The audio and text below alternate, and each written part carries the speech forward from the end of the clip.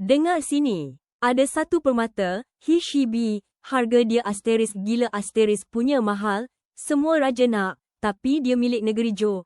King kini, dasar tamak. Dia offer 15 bandar. Tapi nak tukar dengan permata tu, betul ke boleh percaya? Masuklah Lin Xiangru.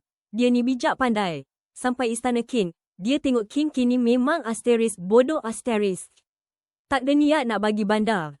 Dia cakap, permata ni ada cacat. Lepas tu, dia pegang permata tu tinggi-tinggi, acah nak hempas. Gila punya berani, King cuak gila. Terus pulangkan permata tu kat Lin Xiangru. Lin Xiangru ni memang pandai, dia terus suruh orang dia bawa lari balik permata tu ke Jo secara rahsia. Idiom, Wan Bigui Jo. Ni, maknanya pulangkan barang elok-elok. Janganlah jadi asteris sial asteris macam King. Respect betul Lin Xiangru.